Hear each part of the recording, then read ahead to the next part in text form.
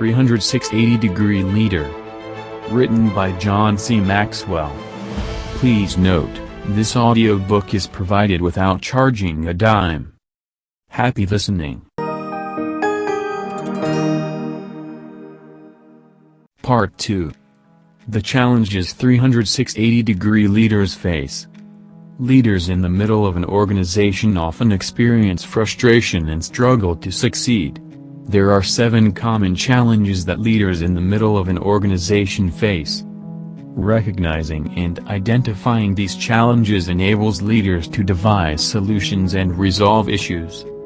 Challenge number 1. This is referred to as the tension challenge, where leaders may not be sure of where they stand. While they may have some power, authority, and access to resources, they also experience restrictions in other areas and can get in trouble by overstepping their authority. Good managers think in terms of opportunities and learn to take initiative without overstepping their boundaries. Tension impacts leaders by empowerment, initiative, environment, job parameters, and appreciation. Leaders must empower others to make their own judgments and take appropriate action. These leaders make things happen. The more leaders initiate, however, the more they can conflict with others and experience tension. Moreover, they need to realize that each organization has a unique environment that often takes on the personality and character of its leader.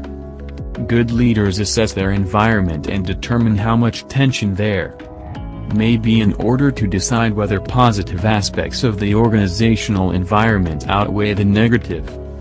There are several ways to relieve tension, which include becoming comfortable in the middle, knowing what to own and what to let go, finding quick access to answers, never violating trust, and finding ways to relieve stress. One of the best way leaders in the middle can be effective is to have quick access to answers, which may require the help of others, extra time, and a good relationship with the team. Moreover, it's critical to avoid violating people's trust. Violation of trust can easily happen when leaders abuse their authority and position. Once trust is violated, it's extremely difficult to manage tension and sustain authority. Tension can also be relieved by eliminating stress. Some techniques include venting frustrations to others or taking part in physical activities.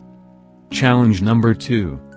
This is one of frustration, where the issue becomes how to follow an ineffective leader. Being in this position naturally causes frustration. Insecure leaders can cause this frustration because they can be self-absorbed, controlling, and fearful of being outshone. These leaders tend to react to situations with anger when something makes them look bad, maintain the status quo to avoid change, and keep the team constantly off balance. Frustration is also caused by the leader without vision who fails to provide the passion, direction, or motivation to progress forward in an often unsupportive environment. This negative environment will be teeming with conflict. Some leaders can also be selfish, advancing at the expense of the team. They may hoard all the perks, and as a result, create not only frustration, but resentment. There are ways to tackle the frustration and lead effectively. Building relationships with leaders, appreciating their strengths, adding value to those strengths, and complementing the leader's weaknesses, help to keep frustration at bay. In addition, it's important to expose leaders to good leadership resources such as helpful books or DVDs, and publicly affirm the leaders' accomplishments. Challenge number 3. This is the pressure of wearing many hats in the leadership role. People working at the bottom of an organization usually have one focused responsibility. These people are either talented at just one skill, or do not want to move up in an organization to become leaders. Leaders at the top of an organization may be able to choose what they do, but they also feel the weight of success or failure of the whole organization. While leaders need to be able to do many things well, top leaders need to do fewer things with outstanding skill. People in the middle of an organization experience demands from leaders at the top, customers, expectations from followers, and vendors, all on a daily basis. These leaders have to get along with everyone and survive the dynamics of leadership. Leaders who are able to handle multiple tasks and responsibilities must also be experts at knowing which hat to wear in any given situation, requiring consistent behavior, commitment to the responsibility, and flexibility. Challenge number 4.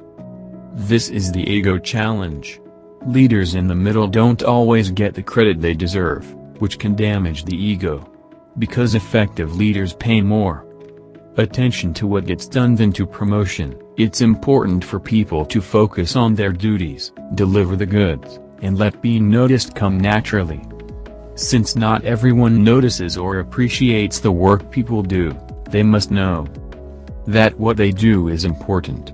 They must value their position and find contentment in knowing they are getting the work done. When jobs are done well, they make an impact which motivates people to do even more. People will notice when the work gets done, and can go a long way in motivating individuals by giving praise appropriately. "One compliment can keep me going for a whole month," said novelist Mark Twain. It is also essential to know the difference between self-promotion and selfless promotion. The former has a me-first mentality, whereas the latter puts others first. Challenge number 5. This appears when leaders tend to like the front more than the middle. It's natural for leaders to want to move up, make a greater impact, and be at the top of the organization. There are advantages to being at the top, which include recognition and praise. However, recognition can be negative when things go wrong.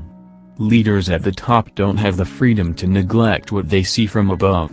Leaders also must be careful to avoid moving forward too fast, risking the loss of their followers, and realize that despite their love of being in on the action, often the action comes from the middle. The right attitude, strong relationships, and a desire to win with a team lead to fulfillment anywhere in the organization. Challenge number 6. This is the vision challenge. The more leaders invest in the vision, the more fulfillment they'll have in bringing the vision to fruition. Leaders who continually communicate the company's vision in every direction will more effectively fulfill their role in the middle. Leaders from the middle, however, are often asked to achieve a vision other than their own, and one they did not actually generate. Often leaders don't buy into a vision because they didn't create it. Other times, they don't understand it, don't agree with it, or feel it's impossible to achieve. The 360-degree leader connects the understanding of the vision from the top to the bottom of the organization. By aligning themselves with the vision, leaders anywhere in the organization can add value, improve the bottom line, and feel more fulfilled. And when satisfaction is high, so is success. The best way for leaders to make a vision a reality is by putting the needs of the organization first, keeping the vision in front of people, and understanding their roles in the process. Challenge number 7. The influence challenge does not escape anyone. The challenge is to lead others beyond their positions. Leadership is influence, and without both position and the ability to persuade others, people will not follow. A leader must become a person people want to follow.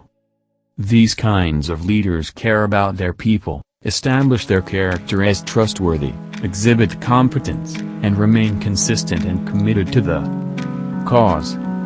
When leaders work hard to achieve these qualities, they will be able to exert influence. One of the requirements of being a good 360-degree leader is of being a good 360-degree